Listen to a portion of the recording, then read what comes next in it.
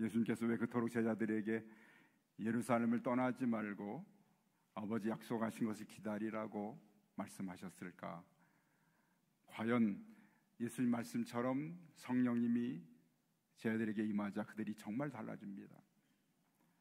제자들이 완전히 새롭게 되었습니다. 그렇죠? 두려워서 도망하고 숨었던 제자들이 성령으로 충만해지자 담대하게 예수 그리스도를 증거하지 않습니까? 너희가 십자가에 못 박은 이 예수를 하나님이 주와 그리스도로 삼으셨다고 선포합니다. 이 말씀을 들은 사람들의 마음이 찔려서 형제들아 우리가 어찌할꼬? 베드로가 이 말씀에 너희가 회개하여 각각 예수 그리스도의 이름으로 세례를 받고 죄 사함을 받으라. 그리하면 성령의 선물을 무엇이죠? 구원을 받으리라. 아멘. 이 말씀을 듣고 사람들이 회개하고 구원받은 백성들이 모여서 교회 공동체를 이루게 됩니다. 그런데 그 공동체는 믿는 사람이 날마다 함께 있어서 서로 물건을 통용하고 재산과 소유를 팔아서 필요한 사람에게 나눠주고 날마다 성전에 모여 가정에 모여서 떡을 떼며 기쁨으로 하나님을 예배하며 음식을 먹으면서 공동체를 이루어서 사람들의 칭송을 받습니다.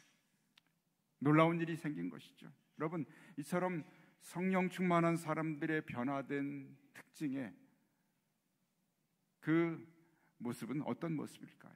비워있던, 자신들이 비워져 있던 그들 마음속에 성령님이 채워지자, 성령님이 그들의 마음을 채우시자 그들이 이제는 다른 사람을 볼 수 있는 눈이 열리게 됩니다. 여러분, 우리가 배가 고프면 자신의 배고픔만 생각하면서 자신을 위해서 뭔가를 먹을까 하지만 배가 부르게 되면 비로소 다른 사람의 먹을 것을 돌아보지 않습니까?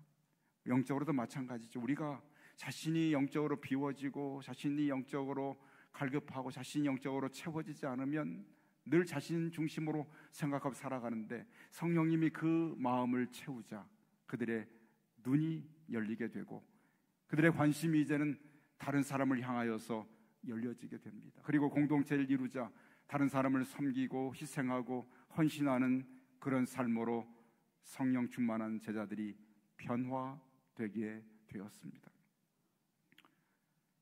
이러한 초대교회의 특징이 또 하나 나타나게 되는데, 여러분, 초대교회는 정말 연한 숨 같은 그런 상황이었습니다. 봄이 되면 땅을 뚫고 나온 씨앗에서 돋아난 그런 떡잎처럼 갓 시작된 교회였기 때문에 어린 아기 같은 연약함을 가진 교회였죠. 그런데 그 교회가 지금 직면한 그런 상대는 사실 세상적으로는 엄청난 상대입니다. 가장 강한 군사력을 가졌던, 역사적으로요, 로마 제국이 기다리고 있습니다. 신념에 사로잡혀있던 유대인들이 지금도 전쟁을 일으키고 있지 않습니까? 그들이 바로 교회를 핍박할 것입니다. 악한 사단이 사람들의 마음속에 영으로 임하여서 교회를 억압하는 일들이 있을 것입니다. 그러한 상대를 볼 때 교회는 이에 비해서 너무나 연약한 존재입니다. 그런데 하나님께서 이 교회를 어떻게 보호하시고 과연 어떻게 교회를 이루어 나가실까를 오늘 사도행전은 우리에게 보여주고 있죠. 사도행전 2장 43절에 이렇게 말씀합니다. 사람마다 두려워하는데 사도들로 말미암아 기사와 표적이 많이 나타나니. 아멘. 하나님의 방법입니다. 강한 로마를 상대로, 그 집념이 강한 유대인들을 상대로, 악한 사단의 역사를 상대로 교회를 하나님이 보호하시기 위한 방법은 당시에 많은 기사와 표적과 기사가 교회를 통해서, 사도들을 통해서 나타나게 됩니다. 그것이 교회를 지키시는 하나님의 방법이었죠. 그 기사와 표적 가운데 대표적인 이야기가 오늘 사도행전 3장에 기록되어 있지 않습니까? 어떤 사람이 등장하고 어떤 사건이 일어나나요? 한 불쌍한 인생이 있었습니다. 그는 나면서부터 걷지 못하는 불행한 삶을 40년 동안 살았던 그런 인생이었죠. 사람들이 그를 살게 하려고 메어다가 사람들이 많이 들어가는 성전 입구에 그를 내려놓으면 그는 지나가는 사람에게 구걸하여서 그 얻은 동전을 가지고 삶을 영위하는 불행한 한 인생이었습니다. 그런데 오늘 이 사람을 통해서 하나님께서 교회를 보호하시고 교회를 강하게 하시는 일을 하나님께서 행하고 계신 것을 보게 됩니다. 어떤 일을 행하셨습니까? 오늘 1절에 보니까 제 9시가 됐을 때, 성경 시간은 더하기 6을 하면 됩니다. 그러면 오후 3시가 되지 않습니까? 베드로와 요한이 성전으로 기도하러 올라갑니다. 그런데 오늘 올라가는 베드로와 요한이 오늘 한 사람에게 눈길이 머물게 됩니다. 바로 오늘 불행한 40년을 살아온 한 인생을 향하여서 그들의 눈이 멈추게 되고 그들의 눈길이 그를 향하여서 머물게 되었던 것이지요. 어쩌면 베드로 요한도 그동안에 이 성전을 드나들면서 그 사람을 여러 번 보았던 그런 사람이었습니다. 그런데 오늘 그날은 그 한 사람을 다르게 보게 됩니다. 왜냐하면 그들의 마음이 성령으로 채워진 후였거든요. 이전에는 그 사람에 대해서 특별한 마음이 없었는데 그들의 마음이 성령으로 채워지자, 성령으로 충만하자 한 인생을 특별한 눈으로 바라보게 되었습니다. 그리고 그를 보고 멈춰서서 그 사람과 이와 같은 이야기를 나누게 됩니다. 지나가는 그 두 사람의 발걸음이 이 불행한 한 사람 인생 앞에 머물러 서게 되지요. 그가 머물자 그 사람은 베드로와 요한을 향해서 무언가를 구걸하려고 그를 쳐다봅니다. 그때 베드로와 요한이 4절에 이렇게 말합니다. 더불어 그를 주목하여 보았다고 말합니다. 이전에는 지나쳤던 존재입니다. 아무런 관심의 대상이 되지 못했던 존재였는데 이날은 그 사람을 향하여서 두 사람의 마음과 눈길이 그를 향하여서 머물러 주목하게 됐다고 말합니다.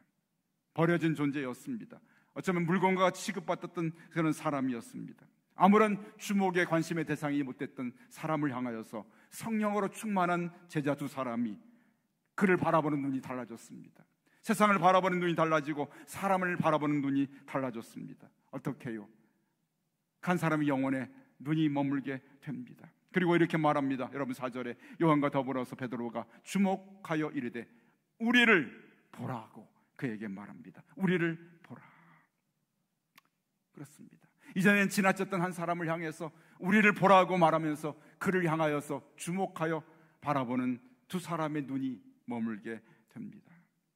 무엇이 달라졌을까요? 그들 속에 예수 그리스도께서 계신 것입니다. 성령으로 충만한 그들의 마음속에 예수님이 계셨기 때문에 이제는 그들이 그 불행한 한 사람을 그냥 지나칠 수 없었습니다. 예수님의 마음을 가졌고 예수님의 눈을 가졌기 때문에 과연 예수님이시라면 그 자리에 주님이 계셨더라면 그를 어떻게 하셨을까라는 생각을 할 수 있지 않았겠습니까? 여러분, 예수님이 계셨더라면 우리가 복음서를 들었잖아요.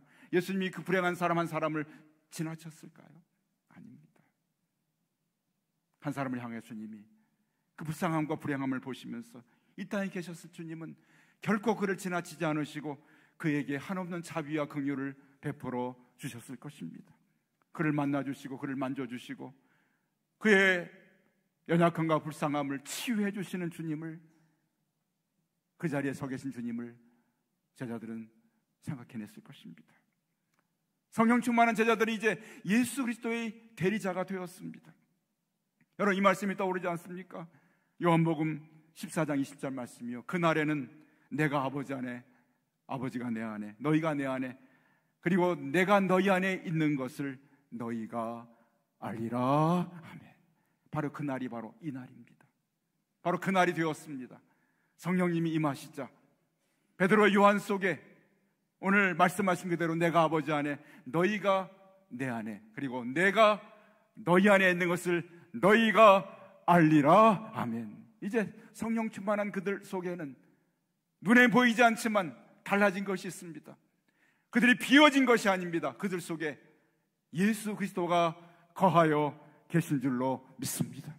그래서 이제 그들이 예수 그리스도 그 거하여 계신 그분으로 인하여서 불행한 인생을 바라보게 됩니다. 그래서 그를 향해서 우리를 보라고 말합니다. 우리를 보라. 여러분, 이전에는 자신 속에 뭔가를 보여줄 것이 없었습니다. 자신들도 비워져 있었거든요. 자신도 채워지지 못한 존재였기 때문에 늘 갈급하고 뭔가를 내가 갖기를 원하고 내가 얻기를 원하고 내가 먹기를 원했던 그런 비워진 인생이었는데 이제는 성령으로 충만하자 예수 그리스도께서 그 안에 거하시고 채워진 인생이 되다 보니까 이제는 그들에게 세상에 보여줄 것이 있는 인생으로 바뀌어진 것입니다. 그래서 베드로가 요한과 더불어서 우리를 보라고 그렇게 불행한 인생을 향해서 오늘 관심을 보이고 그를 주목하여 그와 오늘 눈을 맞추고 있는 두 사람의 모습을 보게 됩니다. 그러자 어떻게 5절에요? 그가 그들에게 무엇을 얻을까 하여서 바라봅니다. 어쩌면 이 한 인생이 40년 동안 똑같은 인생을 살았습니다. 아무런 인생의 삶의 의미도 목적도 없이 그렇게 살아가는 인생이요, 어제도 오늘도 내일도 똑같은 인생, 어쩌면 다람쥐가 쳇바퀴를 돌듯이 언제나 변함이 없는 똑같은 삶을 40년 살아낸 한 인생이 역시나 지나가는 한 사람에게 뭔가를 얻기 위해서 아무 의미 없는 눈길을 두 사람에게 주었습니다. 우리의 삶처럼 매일 습관적이고 매일 반복되는 일상 속에서 특별한 소망을 갖지 못하고 세상을 바라보는 두 눈을 가지고 어쩌면 두 사람을 바라보았지 않겠습니까? 그때 오늘 베드로와 요한의 눈은 그를 향하여 줄 것이, 우리를 보라 했던 그 바라봄은 이전과는 다른 눈이었습니다. 그리고 베드로 요한이 이렇게 바라보는 그 사람에게 6절 말씀을 던져줍니다. 여러분 같이 읽어볼까요? 베드로가 이르되, 같이 읽습니다. 은과 금은 내게 없거니와 내게 있는 이것을 내게 주노니 나사렛 예수 그리스도의 이름으로 일어나 걸으라 하고 했습니다. 베드로는 말합니다. 그가 은과 금을 얻으려 하는 그러한 아무런 의미도 목적도 없는 눈을 향해서 이렇게 말합니다. 은과 금은 내게 없다 말합니다. 은과 금은 나에게 없다고 말합니다. 여러분, 과연 베드로의 주머니에 동전 한 입 없었을까요? 있었을 것입니다. 그에게 던져줄 동전 한 입 없었을까요? 있었을 것입니다. 그러나 은과 금은 내게 없다는 이야기는 지금 너에게, 너의 인생에 은과 금은 아무런 의미가 없다는 말씀입니다. 그 인생을 바꿀 수 없다는 것이죠. 그래서 은과 금은 나에게 없다. 그러나 내게 있는 이것을 너에게 주겠다. 나에게는 이것이 나에게 있다고 말합니다. 그러나 내게 있는 이것이 있는데 그것을 내가 너에게 주노라. 그들의 속에는 그 한 사람의 불행한 인생을 바꿀 수 있는 것이 그들에게 있었습니다. 은과 금으로는 바꿀 수 없는 한 불행한 인생을 바꿀 수 있는 뭔가가 자신 속에 들어있는데 그것이 무엇이었습니까? 나사렛 예수 그리스도의 이름인 줄로 믿습니다. 아멘. 그 속에는, 그들 두 사람 속에는 한 인생을 바꿔낼 수 있는 나사렛 예수 그리스도의 이름이 그들 속에 있었기 때문에 내게 있는 이것을 내가 너에게 주고 싶은데 바로 나사렛 예수 그리스도를, 그 이름을 너에게 주고 싶다고 그렇게 말합니다. 그리고 일어나 걸으라고 말합니다. 베드로는 일어서 실제로 보니 오른손을 잡아서 일으키니 발과 발목이 힘을 얻고 뛰어서서 걸으며 그들과 함께 성전으로 들어가면서 하나님을 찬송하며, 걷기도 뛰면서 하나님을 찬송하는 모든 백성들이 이것을 보게 만드는 기적을 행하여 주셨습니다. 아멘. 여러분, 예루살렘이 난리가 나지 않았겠습니까? 난리가. 10절 말씀 보세요. 그가 본래 성전 미문에 앉아서 구걸하던 사람이에요. 어쩌면 가장 버림받고 소외되고 관심받지 못했던 한 사람을 하나님이 초대교회, 예루살렘 교회, 떡잎 같은 아기 같은 교회를 주께 지키시고 주께서 세우시려고 기적을 행하십니다. 근데 들어 사용하신 대상이 가장 미물 같은, 가장 가치 없어 보이는 한 인생을 들어서 사용하십니다. 그런데 그 사람은 그 길을 걸었던 모든 사람이 보았고 알았던 사람이었기 때문에 사람들이 놀라게 여겨서 베드로 사이에, 베드로 앞으로 사람들이 몰려들게 됩니다. 여러분, 사람들은 그때 이 기적을 행한 베드로를 향하여서 놀라운 관심을 가지고 그를 쳐다볼 때 베드로가 그들에게 던진 말은 무엇입니까? 여러분, 12절 말씀 보니까 이렇게 베드로가 그들에게 선포합니다. 12절은 뭐라고 말합니까? 베드로가 이것을 보고 백성에게 말하되, 이스라엘 사람들아, 이 일을 왜 놀랍게 여기느냐? 우리 개인의 권능과 경건이 이 사람을 걷게 한 것이 아니라 이 사람을 걷게 한 것처럼 왜 우리를 주목하느냐? 왜 우리를 주목하느냐? 오늘 베드로가 우리를 보라고 했을 때 그 베드로와 요한이 보여주고 싶었던 것은 바로 자신들이 아니었습니다. 자신 속에 계신 예수 그리스도를 보여주고 싶었던 걸로 믿습니다. 그래서 왜 우리를 주목하느냐 하면서 16절에 보니까 이렇게 말합니다. 예수로 말미암아 난 믿음이 너희 모든 사람 앞에서 이같이 완전히 낫게 하였느니라. 이 일을 행하신 분은 바로 우리가 아니라 예수 그리스도께서 그를 완전히 낫게 하였느니라 하면서 예수 그리스도를 드러내고 있는 줄로 믿습니다. 아멘. 그렇습니다. 베드로는 요한과 함께 자신들이 일하는 것이 아니라, 자신들의 힘이 아니라 자신 속에 계신 예수 그리스도 그분을 보여주고 싶었던 것이죠. 자신들은 단지 그분의 도구로 쓰임받는 존재인 것만을 증거하고 있습니다. 제자들은 성령 충만을 받고 나서 세상을 바라보는 눈이 달라졌습니다. 이제는 약한 자, 병든 자, 치유할 자, 구원받을 자를 바라봅니다. 성령 충만한 베드로에게 이제는 바로 예수 그리스도가 크게 보이고 세상이 작아 보이고 자신의 당할 세상의 어려움이 작아 보이고 세상의 문제가 작아 보였습니다. 자신 안에 계신 예수 그리스도가 크게 보이니 너무나 세상이 작아 보이고 자신을 핍박하는 그런 대상들이 너무나 작아 보였습니다. 예수 그리스도 그분을 보여주고 싶었던 것이죠. 성령 충만한 사람 바로 예수 그리스도 그분을 보여주는 그런 삶으로 바뀌어집니다. 여러분, 우리가 성령으로 충만하고 그리스도가 우리 안에 계신다면 그분이 우리 눈에, 우리 삶의 가장 크신 분으로 자리하게 될 줄로 믿습니다. 내 눈에 가장 크신 분으로 보여지게 될 줄로 믿습니다. 여러분, 예수 그리스도가 어떻게 보이십니까? 내 인생에서 어떤 분으로 보이십니까? 여러분 당한 문제가 너무나 커서 낙심하고 절망하고 고통스러워합니까? 세상이 너무나 크고 내가 그 힘으로 내 힘으로 감당할 수 없어서 절망하고 낙심하고 한숨 짓습니까? 내 안에 성령으로 채워지고 나면 예수 그리스도가 내 안에 임하시게 되면 그리스도가 크게 보이시고, 그리고 세상은 너무나 작아 보이고 내가 당한 어려운 상황과 삶의 여건과 상황들이 전혀 크게 보이지 아니하는 그런 눈으로 우리의 눈이 바뀌어지게 되는 줄로 믿습니다. 아멘. 어떤 목사님 그렇게 얘기하시더라고요. 성령 충만한 내가 예수 그리스도로 크게 보이게 되면 세상이 점점점 작아져서 마침내 콩알만큼 작아져서 콩알을 내가 들어서 입에다 쏙 넣어버리면 끝이 난다, 그렇게 표현한 분도 있습니다. 그렇습니다. 바로 베드로, 요한이 그런 모습이었죠. 성령 충만하니 그들은 이제는 세상은 작아 보이고 그리고 그리스도가 크게 보이므로 그리스도를 인하여 통하여서 사용되는 그리스도의 도구로 쓰임받는 두 사람의 삶이 되었습니다. 자신의 삶을 통해서 그리스도가 드러나고 그리스도가 나타나기를 원하였습니다. 기적을 보여주는 것이 그들의 목적이 아닙니다.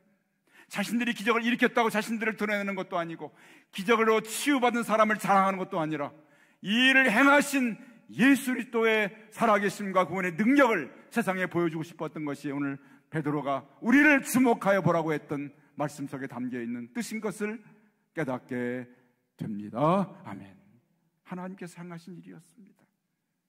교회를 살리시고 보호하시는 하나님의 뜻이 여기 담겨 있었죠.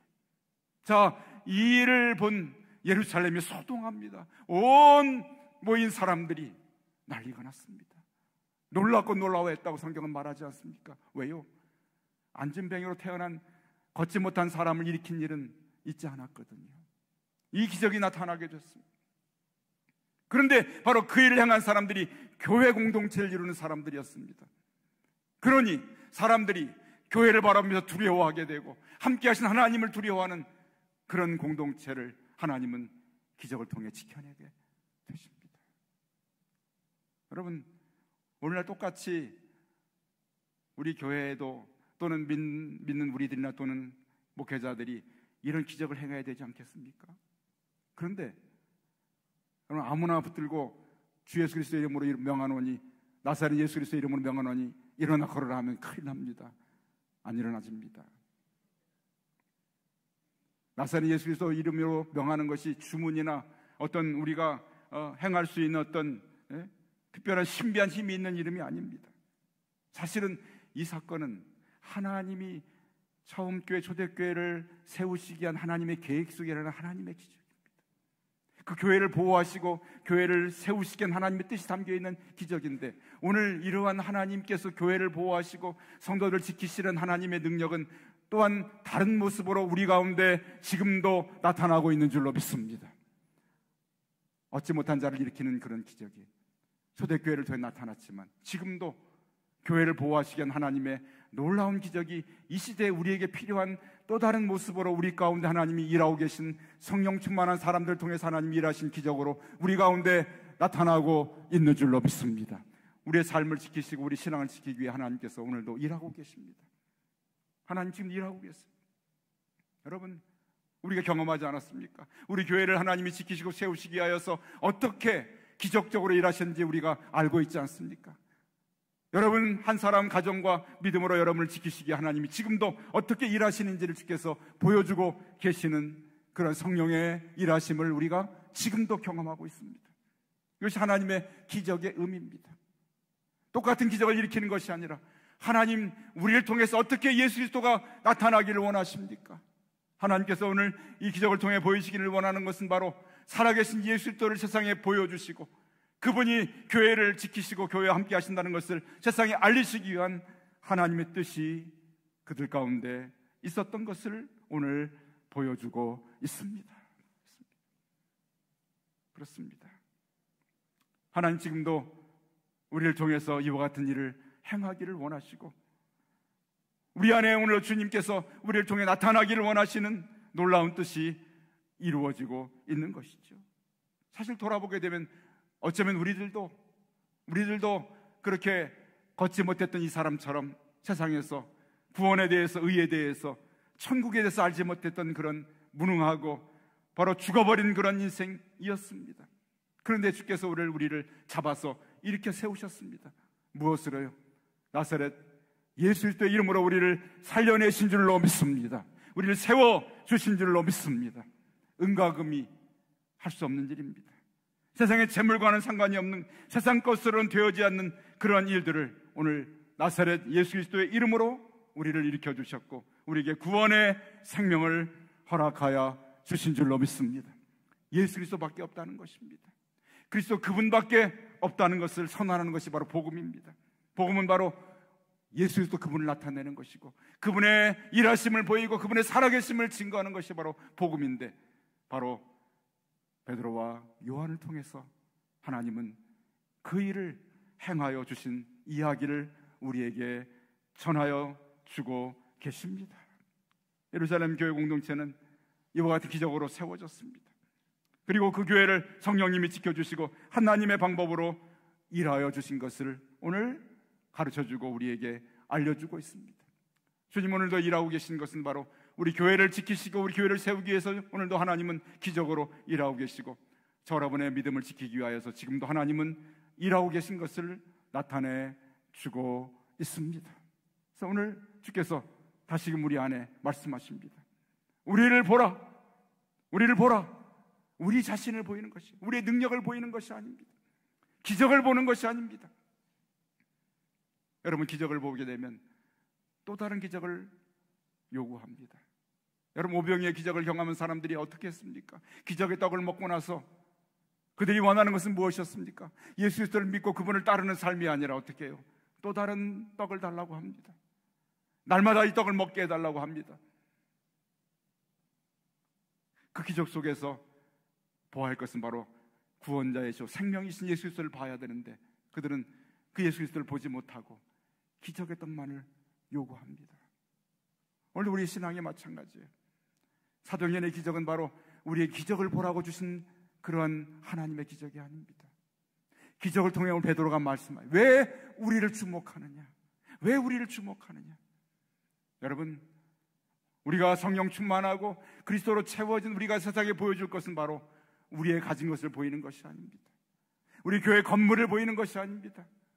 우리 가진 능력을 보이는 것이 아닙니다. 우리 가진 재능을 보이는 것이 아니라 우리 속에 계신 예수 그리스도를 세상에 보여줘야 할 줄로 믿습니다.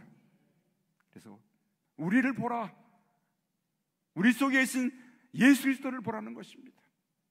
그분은 어떤 분이십니까? 오늘도 약한 자를 보시면 지나치지 않으신 그분이, 자비와 긍휼을 베푸시는 그분이, 부족한 자리에 함께 하셔서 부족함을 채워주시고 연약함을 감당해 주시고 만나주시고 만져주시고 구원하시는 예수도 그분을 우리를 통해서 주님이 나타나게 원하시면서 우리를 보라 할 때 우리 속에 일하시는 그리스도를 보여주기를 주께서 오늘 원하고 계십니다. 여러분, 우리 교회가 하나님께서 우리 교회를 통해서 하나님의 살아계신 하나님의 기적으로 교회를 보호하시기 위해서 지금도 성령으로 일하고 계신 줄로 믿습니다. 하나님이 일하신 것을 세상에 보여주는 것이 교회의 사명입니다. 세상의 주님, 지금도 주님께서 일하심을 세상에 보여주기를 원합니다.